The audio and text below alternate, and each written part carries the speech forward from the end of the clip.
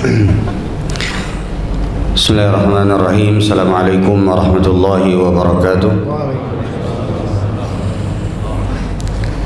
Alhamdulillahi rabbil alamin. Nahmaduhu wa nasta'inuhu wa nastaghfiruh wa natubu ilaihi wa na'udzu billahi min shururi anfusina wa min sayyiati a'malina. Man yahdihillahu fala mudilla lahu wa man yudlil fala hadiya lahu. Asyhadu an la ilaha illallah wahdahu la syarika lah wa asyhadu anna Muhammadan abduhu wa rasuluhu la nabiyya wa la rasula ba'dahu, amma ba'd. Ma'asyiral muslimin dan muslimat rahimani wa rahimakumullah jami'an.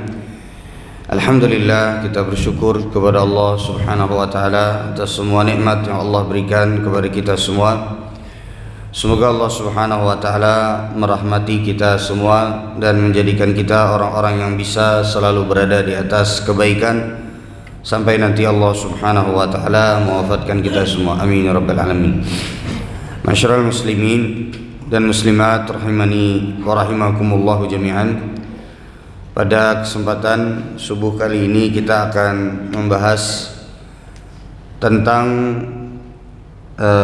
sebagian kaum muslimin yang bermudah-mudahan di dalam menggunakan kaidah darurat untuk menghalalkan perkara-perkara yang haram. Jadi sebagian kaum muslimin kita bisa melihat, kadang-kadang mendengar terjatuh ke dalam sesuatu yang terlarang, sebagiannya bahkan dosa besar, dengan dalih bahwasanya ini darurat. Dengan dalih biasanya ini darurat. Padahal kada tahu apa makna dan artinya darurat tu, ukurannya di dalam syariat tu apa. Yang penting pokoknya asal kira-kira tengalih-ngalih sedikit darurat nih Ustaz. Kadang-kadang kita sering seperti itu. Maka ada beberapa hal yang ingin kita bahas bersama pada subuh kali ini terkait dengan kapan kita bisa menggunakan kaidah darurat tersebut, atau bagaimana penerapannya, atau juga nanti akan kita bahas makna daripada darurat tersebut. Karena banyak di antara kita ini sudah daruratkah belum? Kadang-kadang sudah terjadi, kemudian juga sudah dilakukan, kada ada lagi dalilnya, sudah darurat saja gitu, pokoknya darurat. Ya, baik. Ada beberapa hal yang ingin ada beberapa poin yang mungkin dari sana sedikit banyak kita bisa memahami terkait dengan darurat ini. Baik. Memang kalau seseorang itu terpaksa dan dalam keadaan darurat, bisa jadi yang haram itu menjadi boleh. Bisa jadi yang haram itu menjadi boleh. Contoh seperti darurat lapar, bila kada makan bisa menyebabkan kematian. Misal di hutan, kemudian tidak ada makanan selain misal daging babi, maka tidak ada lagi, dia sudah cari, kemudian juga sudah berusaha adanya itu. Atau bangkai, misalnya bangkai hewan, bangkai kambing atau bangkai sapi atau bangkai rusa, adanya itu, dia sudah nggak bisa lagi, nggak kuat lagi nyari. Sementara yang bisa dimakan saat itu adalah itu untuk menyelamatkan kehidupannya. Ini boleh dalam keadaan darurat bila terpenuhi syarat-syaratnya. Makanya Allah Subhanahu wa taala menyebutkan dalam Al-Qur'an, "Faman ittara ghaira baghi wala 'adin fala itsma 'alaihi innallaha ghafurur rahim." Ini dalam surat Al-Baqarah ayat yang ke-173. Jadi Allah Subhanahu wa taala berfirman, barang siapa yang dalam keadaan terpaksa, ya, ghaira baghin, ya memang dia tidak mencari sesuatu yang haram. Jadi memang terpaksa, bukan menyengaja, bukan menikmati, enggak menyengaja dan tidak sengaja. Dia harus berhadapan dengan keadaan di mana dia harus melakukan sesuatu yang haram. Maka kata Allah Subhanahu wa taala, bagi mereka yang tidak melampaui batas, jadi tidak menyengaja, tidak melampaui batas, maka kata Allah Subhanahu wa taala, fala itsma 'alaihi innallaha ghafurur rahim. Maka tidak ada dosa bagi mereka. Sesungguhnya Allah Subhanahu wa taala Maha Pengampun lagi Maha Penyayang. Nah, ini menunjukkan bahwasanya kalau dalam keadaan darurat, yang haram itu bisa berubah menjadi boleh. Yang haram bisa berubah menjadi boleh, artinya boleh untuk orang yang memang terdesak tersebut. Baik, ini yang pertama. Poin yang kedua adalah bagaimana kita mengukur yang disebut dengan darurat. Karena yang biasa kita dapati, pokoknya asal ngalih-ngalih sedikit darurat, asal ngalih-ngalih sedikit hantam nang haram tuh, pokoknya darurat ini Ustaz.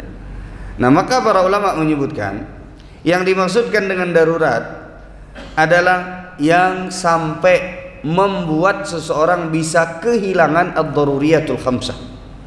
Jadi yang membuat seseorang bisa kehilangan atau berbahaya pada 5 perkara. 1 adalah agamanya, 2 adalah jiwanya, dirinya, kayak lapar dan lain sebagainya. Yang ketiga adalah hartanya. Sebagian menyebutkan harta ini di paling terakhir. Kemudian yang berikutnya adalah garis keturunannya, nasab, bisa berbahaya. Kemudian ini diantara yang harus diperhatikan pada saat kita mau mengukur bahaya ataukah tidak. Ini yang harus diperhatikan pada saat kita mau mengukur bahaya ataukah tidak. Jadi yang pertama tadi adalah agama, yang kedua adalah jiwa. Kalau membahayakan agama, membahayakan jiwa. Yang ketiga adalah membahayakan akalnya. Yang keempat adalah membahayakan hartanya. Yang kelima adalah membahayakan kehormatannya atau garis keturunannya, disebut dengan an-nasal atau al-ird. Jadi yang berhubung dengan 5 ini, kalau seandainya itu bakal hilang salah satunya atau bakal berbahaya di salah satunya, agama, jiwa, bisa kehilangan jiwa dan raga, atau bisa kehilangan agama. Misalnya bilang kehilangan agama itu misalnya bagaimana? Misal seperti ada syariat jihad. Kan pada hukum asalnya kita tidak boleh saling membunuh, Pak. Bahkan non muslim itu tidak boleh gitu, kecuali kalau misalnya dalam keadaan pertempuran mereka memusuhi kaum muslimin. Kalau dibiarkan bisa jadi nanti hilang agama Allah Subhanahu wa taala. Maka terjadilah ada yang disebut dengan jihad fi sabilillah. Nah, itu diantara contohnya. Kalau jiwa misalnya, contoh seperti dulu Ammar bin Yasir, pernah beliau dipaksa untuk mengucapkan kalimat kufur, sampai Allah Subhanahu wa taala turunkan ayat di dalam Al-Qur'an, wa qalbuhu mutmainnun bil Islam. Jadi Ammar bin Yasir itu melihat Mama Sidin Abbasidin dibunuh secara sadis, padahal waktu itu beliau masih kecil, sehingga pada saat itu disuruh, dipaksa untuk mengucapkan kalimat kufur, tapi hatinya masih beriman. Makanya Allah Subhanahu wa taala sebutkan wa qalbuhu mutmainnun bil iman. Hatinya masih tetap tegar dengan keimanan, tapi harus terpaksa mengucapkan kalimat kufur untuk menyelamatkan nyawanya. Nah, ini contoh, ini disebutkan di dalam Al-Qur'an. Kemudian dan seterusnya, akal, kemudian juga harta. Nah, contoh seperti harta. Misalnya contohnya seperti seseorang yang dia dilewati misalnya oleh seorang perampok, kemudian hendak merampok hartanya, maka terpaksa berdusta. Membawa duit kah? Kada. Atau misalnya membawa duit kah? Padahal membawa emas banyak banget. Misalnya dalam di tengah begal, misalnya di tengah jalan, naudzubillah min dzalik. Cuman misalnya pas ditanya, ada membawa duit kah? Ada sedikit ternyata, padahal di dalam jok banyak benar misalnya. Berdusta, tapi dalam keadaan darurat untuk menyelamatkan hartanya. Baik. Kemudian ini tadi, jadi kalau seandainya berbahaya di 5 perkara tersebut, maka itulah yang disebut dengan darurat. Baik. Kemudian Bapak Ibu sekalian yang dirahmati oleh Allah Subhanahu wa taala, ini yang keberapa nih? Kedua ya. Yang ketiga sekarang. Yang ketiga, di antara hal yang harus kita fahami terkait dengan darurat adalah yajibu alla yatasabbab al-insanu liiqa'i nafsihi fi ad-darurah. Tidak boleh seseorang itu menyengaja untuk meletakkan dirinya, membuat dirinya itu jatuh ke dalam sesuatu yang dia harus melakukan sesuatu yang darurat. Jadi darurat tuh kada boleh dicari, Pak. Kalau dia datang sendiri dengan keadaan di mana kita tidak memiliki pilihan lain, nah di situ baru boleh. Tapi kalau dicari sendiri sebabnya, ulun beri contoh. Misalnya pian ada gawian ke hutan. Misalnya di hutan ini, misalnya nih, ada sebagian yang misalnya nih gawian di hutan, ada ulun bisi kawan pak, dia ke hutan itu kalau masuk ke hutan itu sekitar 3 minggu baru keluar. 3 minggu baru keluar dari hutan. Bapak mencari kayu gaharu, tahu lah pian kayu gaharu lah. Nah itu mencari kayu gaharu itu kalau dijual larang benar ya. Jadi kalau dia sudah masuk ke hutan ya, maka dia akan keluar sekitar mungkin 3 minggu lagi atau 2 minggu lagi. Pokoknya seminggu itu kurang, nggak dapat biasanya kalau seminggu gitu. Nah misalnya pada saat kita masuk ke dalam hutan, tahu sudah bakal lawas di situ, maka berarti seharusnya kita membawa bekal. Tidak boleh kita berpikir menyebabkan diri kita untuk nanti terjerumus ke dalam perkara yang darurat tanpa kita siapkan terlebih dahulu. Misalnya dia berpikir, kena kau aja kita darurat, kena kau aja makan bangkai, makan babi di situ. Nggak bisa. Bisa dimengerti sendiri Pak. Tidak boleh seseorang menyebabkan dirinya masuk ke dalam perkara yang darurat, sementara dia bisa menyiapkan agar supaya dia tidak masuk ke dalam perkara yang darurat. Kayak tadi, misalnya seperti masuk hutan, kau aja kaina ada Jepang di situ kena bangkai atau babi, kan darurat juga kaina. Nggak bisa.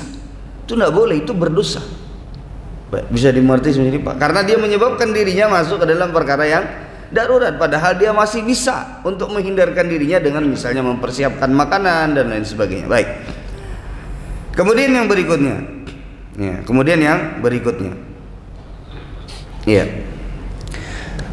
Yang keberapa berarti Pak? 4. Bahwa yang namanya darurat itu harus diukur. Darurat harus diukur. Pada saat sudah sampai hilang daruratnya, maka berhentilah hukum bolehnya. Ulun ulangi. Darurat itu punya batasan. Maka pada saat daruratnya hilang, maka berarti dalam hal ini hilang pula lah bolehnya. Jadi kalau sudah hilang daruratnya, kada boleh lagi. Ulun beri contoh. Misalnya seperti orang yang dalam keadaan sangat lapar sekali. Di hutan tidak ada lagi makanan selain dari babi. Misalnya, tidak ada, yang ada di babi. Bangkai pulang. Dibakarnya. Misalnya diulahnya misalnya dibakarnya, kemudian habis itu diulahnya sate babi misalnya, diulahnya makannya, tuntung hilang rasa laparnya yang kira-kira akan membuat dia kehilangan jiwanya, bisa mati kalau kelaparan. Tapi pada saat dia sudah menutupi, nah rasa-rasa nyaman saklanya jangan bertambah pulang, nggak ada boleh. Atau misalnya nyaman nih jan, bungkus sedikit bawa ke rumah, kada kawa, kada boleh. Karena darurat itu ketika sudah hilang kedaruratannya tidak boleh diteruskan lagi. Apa Pak? Tidak boleh diteruskan lagi. Baik, sudah bisa dimengerti sampai sini Pak. Jadi ini diantara hal yang harus kita perhatikan bersama. Jadi pada saat darurat itu dia punya batas dan kita harus bisa mengukur batas darurat tersebut. Ulun beri contoh. Ini yang kadang-kadang kita darurat tapi kebablasan. Ulun beri contoh. Misal, ini kita permisalan, anggap misalnya di satu tempat itu misalnya kalau nyimpen uang, kalau nyimpen duit di rumah sendiri itu bisa berbahaya, bisa membahayakan nyawa karena misalnya musimnya lagi musim maling, musimnya lagi musim begal. Maka tidak ada pilihan lain kecuali misalnya menyimpan di bank konvensional. Lu beri contoh misalnya aja, karena tidak ada bank syariat misalnya, ini misalnya Pak. Tidak ada bank syariat, adanya cuma di bank konvensional. Oke, sampai sini datanglah pian ke bank konvensional. Oke, datang, niatnya adalah untuk menyimpan uang. Niatnya adalah untuk menyimpan uang. Pada saat pian sudah menyimpan uang, aman nih, sudah aman, misalnya di situ sudah disimpan, maka jangan diteruskan kepada yang lain. Jangan diteruskan kepada yang lain. Apa maksud yang lain?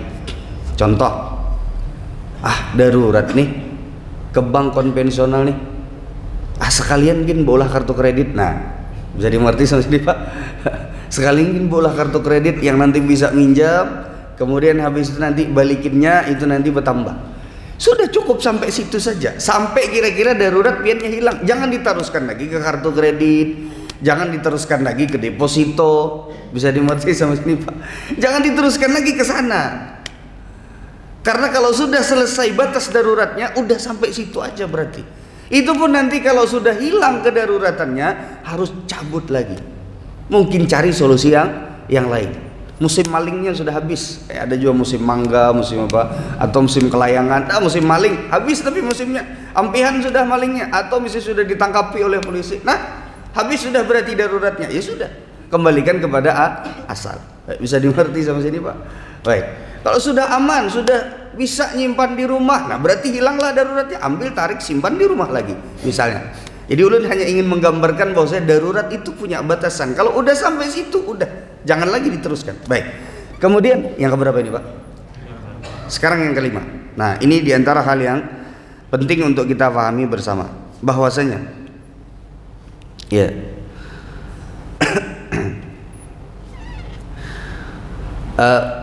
pada saat kita terjerumus ke dalam perkara yang darurat, pada saat kita terjerumus ke dalam perkara yang darurat, atau kita harus terpaksa melakukan sesuatu yang darurat, ya, maka tidak boleh kita meyakini bahwa yang haram kemudian setelah itu karena darurat kita lakukan. Tidak boleh kita meyakini perkara tersebut adalah perkara yang thayyib dan baik.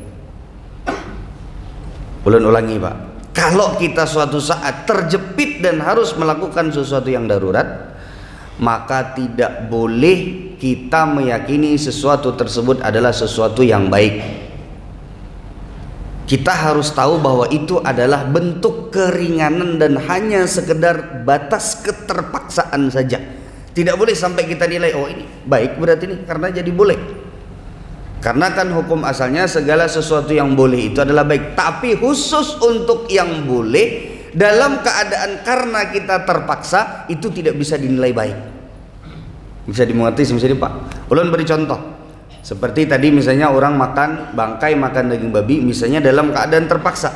Maka bukan berarti makan bangkai, makan daging babi itu menjadi baik.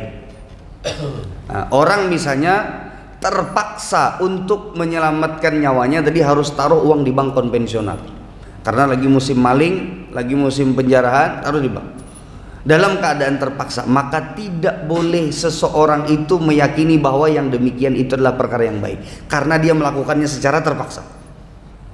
Baik. Segala sesuatu yang dilakukan karena darurat tidak boleh diyakini itu adalah sesuatu yang baik. Ini disebutkan oleh para ulama. Jadi kita harus merasa bahwa kita bersalah. Dalam artian itu supaya kita bisa jaga-jaga. Oh ini adalah bukan perkara yang baik. Jadi harus jaga-jaga. Oh jangan-jangan nanti udah lewat daruratnya. Nah itu harus kita rasakan. Baik. Kemudian yang berikutnya. Yang keberapa ini Pak? Yang keenam. Baik.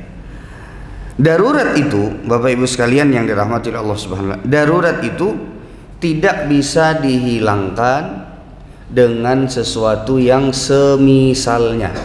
Darurat tidak bisa dihilangkan dengan sesuatu yang semisalnya atau dengan sesuatu yang lebih besar. Ulun beri contoh. Misal seperti pada saat pian misal ada seseorang yang diancam, ikam bilanya kada memukuli si fulan, ikam nang kupukuli. Batu pian pukuli darurat Ustaz teh, daripada ulun dipukuli baik ulun mukuli urang. Boleh gak kada Pak? Tidak boleh. Karena ini tidak termasuk darurat. Dan kalaupun seandainya darurat tidak bisa dihilangkan dengan semisalnya. Pian selamat dari pukul, pian memukuli orang, inya nang kada selamat. Jadi kalau semisal ini nggak boleh. Nah, apalagi kalau seandainya yang lebih dari itu. Ulun beri contoh. Ikam bilanya kada memukuli si fulan, ikam nang kupukuli. Nah, terpaksa akhirnya misalnya dibunuh. Padahal ancamannya cuma dipukuli, akhirnya dia dibunuh. Nah ini tidak boleh Pak. Jadi kalau yang setara ataupun juga yang di atasnya itu tidak boleh. Jadi darurat itu tidak bisa kalau seandainya dia antara yang setara atau yang lebih tinggi. Baik. Kemudian yang berikutnya, di antara yang terkait dengan darurat agar kita bisa lebih memahami terkait dengan darurat, bahwa darurat itu harus betul-betul diyakini bahwa dia akan terjadi, baru kemudian setelah itu kita langgar peraturannya, baru kemudian kita bisa katakan itu terpaksa. Ulun beri contoh, ya, misalnya seperti ada seseorang yang dia misalnya bekerja dengan bermuamalah riba. Sudah bertahun-tahun dia kerjakan itu. Kemudian dia hidup memberi makan anak dan istrinya dengan perkara yang riba tersebut. Lalu kemudian pada saat dia mau keluar, dia mau resign, dia mau berhenti dari perbuatan ribanya, kemudian dia mikir, pinanya ini darurat Pak. Soalnya kalau seandainya saya tidak mengerjakan riba ini, nanti bisa jadi anak istri saya makan apa? Darurat nih. Akhirnya terus dikerjakan darurat terus. Maka dalam hal ini darurat itu harus betul-betul dihitung dan harus betul-betul terjadi. Jadi tidak bisa yang hanya sekedar hayalan-hayalan saja. Itu nggak bisa. Kayaknya mati maksud saya anak lawan bini. Banyak kayaknya tidak bekerja dengan riba tapi tetap hidup. Makanya Bapak Ibu sekalian yang dirahmati oleh Allah Subhanahu wa taala, jadi harus betul-betul diukur dan harus betul-betul harus betul-betul matang perhitungnya. Tidak bisa hanya sekedar kalau seandainya cuman ya ancang-ancang atau perkiraan yang jauh daripada kebenaran. Baik, kemudian yang berikutnya, yang namanya darurat itu adalah setelah tertutup seluruh pintu baru kemudian kita datang kepada perkara yang darurat. Ulangi, darurat itu tidak bisa dia mengambil hukum darurat kecuali setelah tertutup semua pintu dan tidak ada jalan lain, tidak ada alternatif lain, tidak ada solusi lain, baru kemudian setelah itu disebut darurat. Kalau ada solusi lain maka berarti tidak disebut dengan darurat. Ulun beri contoh. Misalnya ada seorang wanita atau ada seorang laki-laki yang dia harus mengantar istrinya untuk melahirkan. Maka pada saat di mana dia mengantar, dia tidak menemukan dokter atau yang bisa membantu persalinan kecuali laki-laki yang ahlinya. Gak ada lagi sabarataan garada, sementara harus sudah melahirkan pada saat itu. Kalau seandainya tidak disalinkan oleh si laki-laki tersebut atau si dokter laki-laki tersebut, maka bisa jadi nanti menyebabkan kematian pada istrinya ataupun juga pada anak. Ini disebut dengan apa? Darurat. Tapi kalau sudah ancang-ancang dari awal, kita ke dokter nang lakian tu jelah, tapi masih ada dokter-dokter atau perawat-perawat atau bidan-bidan perempuan, maka berarti ini tidak termasuk ke dalam darurat. Jadi hati-hati yang mau melahirkan istrinya, datanglah ke dokter perempuan. Karena kalau melahirkan berarti harus tersentuh aurat, harus melihat aurat. Nah, ini tidak boleh hukum asalnya, kecuali misalnya darurat benar, kadada lagi sudah untuk menyelamatkan istri dan anaknya, ya sudah berarti sudah ada darurat. Itu pun tidak boleh diyakini bahwasanya enggak, itu kita harus yakini bahwasanya itu kita melakukannya dengan penyesalan. Tapi kalau masih ada alternatif dan solusi lain, maka tidak disebut dengan darurat. Enggak disebut dengan darurat. Kalau ada alternatif dan solusi lain. Sama tadi. Kalau keluar dari pekerjaan riba ini bisa mati. Siapa bilang masih ada alternatif dan solusi lain? Masih banyak gawian yang lain, yang halal, yang baik. Baik. Kemudian yang berikutnya. Ya.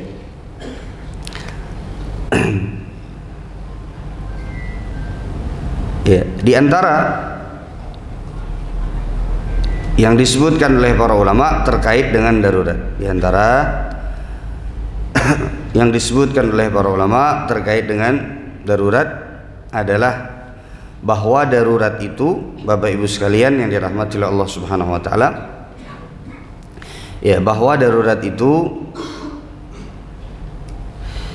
kalau kita melakukannya jadi betul-betul bisa menghilangkan daruratnya. Kalau kita melakukan hal tersebut, maka betul-betul harus bisa menghilangkan daruratnya. Ulun beri contoh.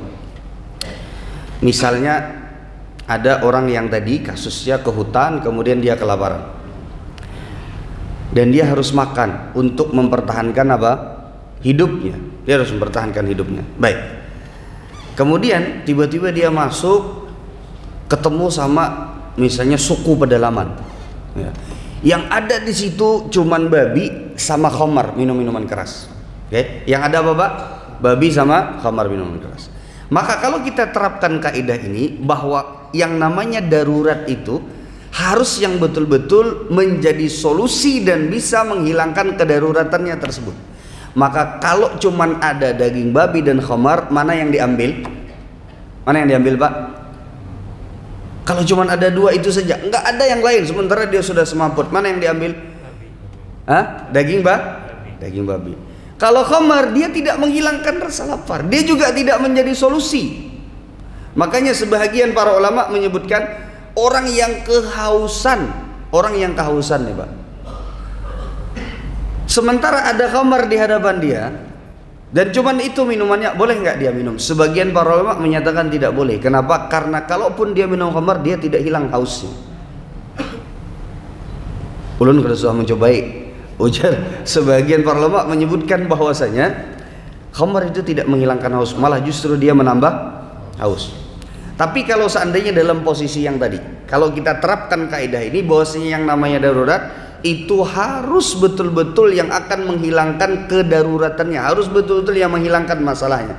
Maka kalau dalam keadaan terpaksa, kita pilih salah satu yang betul-betul bisa menghilangkan daruratnya. Jadi kalau daging babi sama khamar, pilih mana? Yang untuk menghilangkan darurat, misalnya karena kita lapar, karena kita sudah semaput mau mati, berarti daging babi. Baik, bukan khamarnya. Wah, ini pinanya bagus nih khamarnya nih, atau misalnya pinah nyaman, nah ini aja kan dipilih, ya enggak bisa.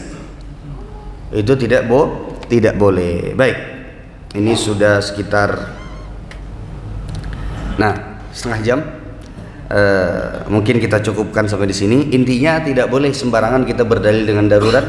Dan ini tadi diantara kaidah-kaidah yang kita sebutkan terkait dengan mengukur apakah perkara tersebut darurat atau tidak, supaya kita juga tahu bahwasanya tidak boleh sembarangan berdalil dengan oh ini darurat kemudian kita terjerumus ke dalam perkara yang haram. Ini yang bisa ulun sampaikan pada kesempatan kali ini.